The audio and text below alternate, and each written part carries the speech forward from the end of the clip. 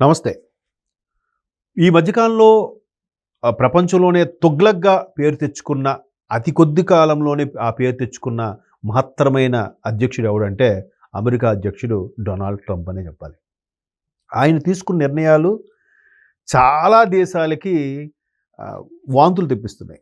అంటే వెటకారంగా అనిపిస్తున్నాయి. వ్యంగ్యంగా అనిపిస్తున్నాయి. సొంత దేశం వాళ్ళకైతే వెగటు పుట్టిస్తున్నాయి. సో, ఈ మాట ఎందుకు అంటున్నానంటే, పిచ్చి తుగ్లక్ నిర్ణయాలను తీసుకుంటున్నాడాయన.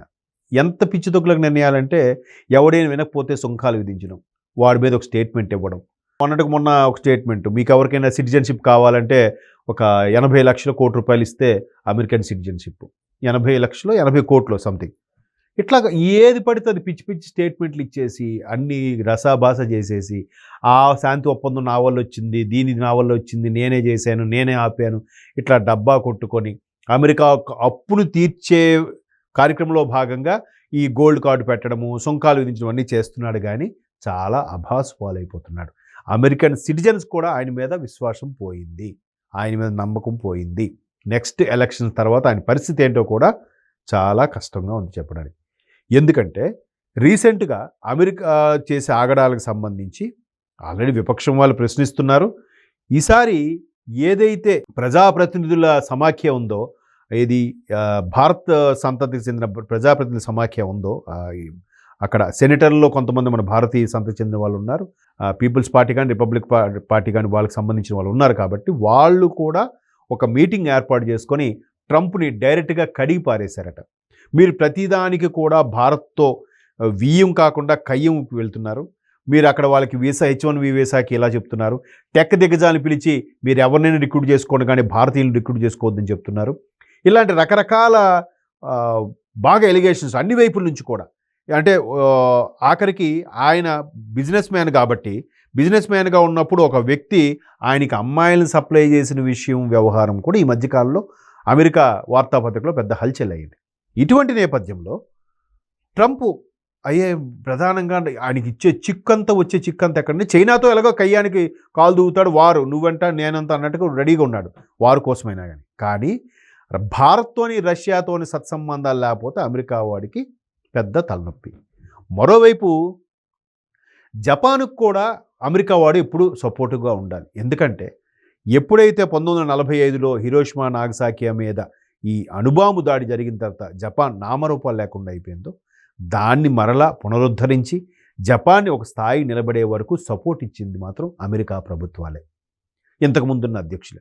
సో అదొక ఆనవాయితీగా, అదొక ప్రపంచ దేశాలకి అమెరికా ఒక సానుభూతిని ప్రకటించి ఆదుకుంటుందనే దిశగా అంత పేరు ప్రఖ్యాతి తెచ్చుకున్న అమెరికా మరి జపాన్తో కలిసి రాకపోతే ఇబ్బంది అవుతుంది కదా. ఒక్కసారిగా దాని మీద కూడా కాన్సన్ట్రేషన్ పెంచి, నేను మొదట్లో ఉండే జార్జ్ వాషింగ్టన్ కానీ, అబ్రహం లింకన్ కానీ అలాంటి వాళ్ళతో నేను సరితూగుతాననే ఫీలింగ్లో జపాన్కు ఏదో చేయాలనే ఉద్దేశంతో మొత్తానికి ఈ రష్యా, భారత్, జపాన్. అయితే రష్యా, భారత్ ఈ మధ్యకాలంలో షాంఘై మీటింగ్లో చైనాతో చనువుగా ఉండడం చూశారు. అది ఒక కడుపు మంట. అమెరికా వాడి ఉద్దేశం ఎలా ఉంటుందంటే, ఎంతసేపు వాడిని వీడిని చిచ్చు పెడదాం, మధ్యలో మనం హ్యాపీగా ఎంజాయ్ చేద్దాం. అప్పుడు వాళ్ళు ఇద్దరు ఎవడు బలహీనంగా ఉంటే వాడు మన వైపు వస్తాడు కదా, అప్పుడు బలవంతుడిని తొక్కేద్దాం. ఇదే కాన్సెప్ట్. సో చైనాతో కూడా ఒక విధంగా కయ్యమై ఉంది.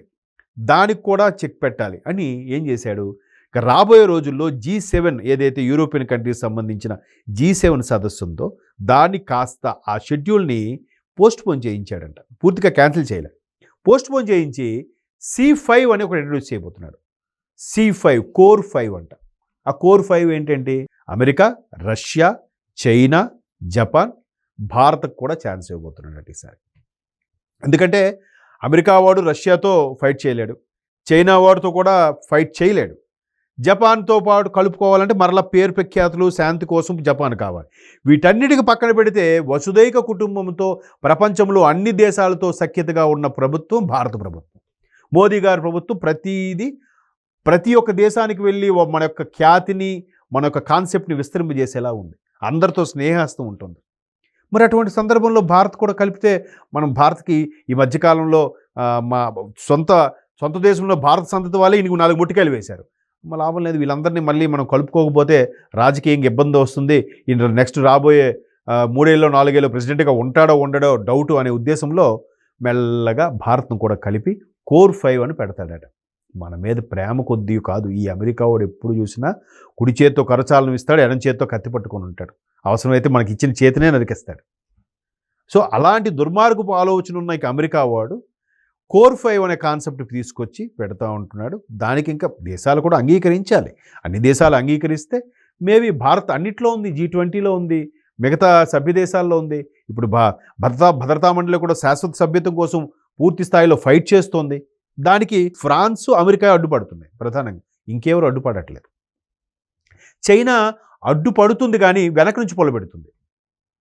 సో అట్లాగా మనం మెల్లగా ఎన్ని సభ్య దేశాలు, ఎన్ని కోర్ దేశాలు ఉంటే అన్నిటి సమాఖ్యత కూడా మెల్లమెల్లగా సయోధ్య కుదుర్చుకుంటూ వెళుతూ కోర్ 5 కూడా ప్రధాని మోదీ గారు గ్రీన్ సిగ్నల్ ఇస్తారా లేదనేది ఇప్పుడు ట్రంప్కి వచ్చిన ఒక ఆలోచన, ఒక భయంతో కూడిన ఆలోచన. ఎందుకంటే వ్యవసాయం చేద్దాం అన్నాడు మోదీ గారు, ససేమేరా అన్నారు.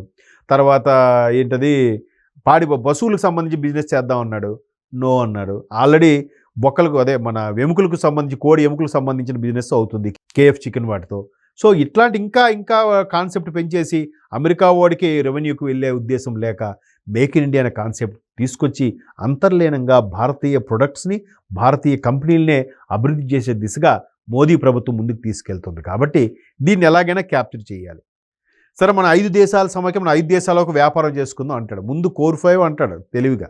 కోర్ 5లో సభ్యత్వం ఇచ్చిన తర్వాత సంవత్సరానికి ఒకసారి కోర్ 5 సమావేశం, ఈసారి భారత్లో పెడదాం, ఈసారి జపాన్లో పెడదాం అని చెప్పి కళ్ళబొల్లి కబుర్లు చెప్పి ఆఖరికి మెల్లగా వ్యాపారాన్ని కూడా విస్తరించే ఆలోచనలో ఉంది. అసలు దీని మీదే ప్రపంచ దేశాలు, ఎస్పెషల్లీ అమెరికా సుంకాలు విధిస్తుంటే అటువంటి అమెరికా ప్రొడక్ట్స్ అన్ని అవాయిడ్ చేయాలని మన రీసెంట్గా నా అన్వేష్ ఆయన ఫేమస్ యూట్యూబర్ ఆయన కూడా అదే చెప్పాడు. మన దగ్గరుండే సూపర్ స్టార్లు దాన్ని ప్రమోట్ చేస్తే, మన దగ్గరుండే కొబ్బరి నీళ్ళు, చెరుకు రసం ఇలాంటివి ప్రమోట్ చేస్తే వాళ్ళకి ఫ్రాంచైజీలుగా ఫ్యాన్స్కి వృత్తి దొరుకుతుంది, వీళ్ళకి కూడా మంచి క్రేజ్ వస్తుందంటే దాన్ని కూడా పెడార్థాలు తీసి మా హీరోలకి చెరుకు రసం అమ్ముకోమంటావా అని అన్నారు కొంతమంది. వాళ్ళు ఏమన్నా గొర్రెలు అనాలో మనుషులు అనాలో నాకు తెలియట్లేదు కానీ. సో మొత్తం మీద మేక్ ఇన్ ఇండియా కాన్సెప్ట్ వల్ల వసుదైక కుటుంబం అనే నినాదంతో భారత్, అఖండ భారత అనే నినాదంతో కూడా ముందుకెళ్తుంది. ప్రతి ఒక్కడు కూడా మన దేశంతో స్నేహంకి చేయి చాస్తున్నాడు. దాంట్లో అమెరికా కూడా ముందు వరుసలో ఉంది. ట్రంప్ బయటికే ప్రగల్భాలు కానీ లోపల భారత్తో సత్సంబంధాలు లేకపోతే ఆయన ఎన్నాళ్ళు ప్రెసిడెంట్గా ఉంటాడు కూడా గ్యారంటీ లేదు.